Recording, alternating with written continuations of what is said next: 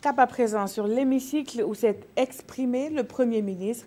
Conformément à l'article 109 de la Constitution, Paul Kabatieba a livré un discours sur la situation de la nation ce jour 14 avril. Au cours de cet exercice, le chef du gouvernement a noté que le Burkina Faso est en marche et que des progrès substantiels ont été réalisés. Le résumé avec Nyarki Teda. Le Burkina Faso est en marche, c'est une conviction du Premier ministre exprimée dès l'entame de son discours sur l'état de la nation. Le pays se porte de mieux en mieux après les crises politiques de 2014 et de 2015, ajoute Paul Kabatieba, chiffre à l'appui. Parce que la croissance de l'économie nationale, en ressortant à 6,2% en 2016, est au potentiel, comme disent les économistes. Ce qui laisse augurer une croissance encore plus forte en 2017. Comment ne pas citer notre éligibilité au second compact du Millennium Challenge Corporation en 2016, témoignage de notre crédibilité retrouvée et des efforts abattus par le gouvernement et tous les Burkinabés. Les anglophones disent « Burkina Faso is back ».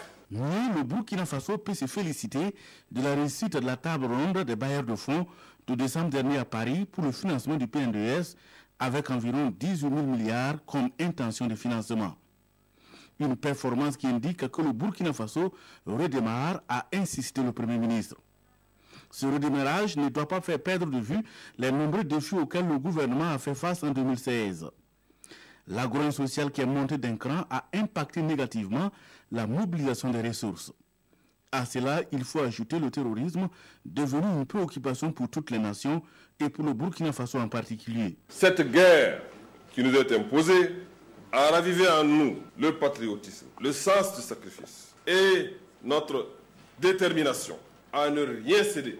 Nous n'avons pas peur de nos ennemis et nous sommes déterminés à nous battre pour préserver ce qui nous est cher, la liberté, la démocratie et notre souveraineté.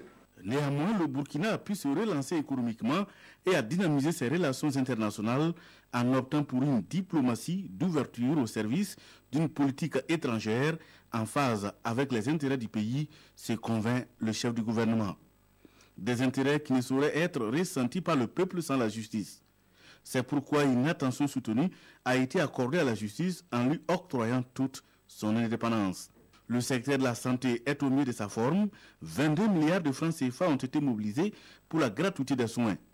L'éducation n'est pas restée en marge. 142 écoles ont été construites et 146 lycées et collèges réalisés.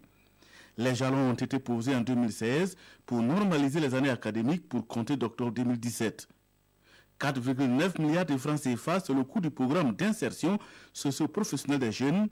Objectif, générer 13 350 emplois. Dans le secteur de l'eau et de l'assainissement, le programme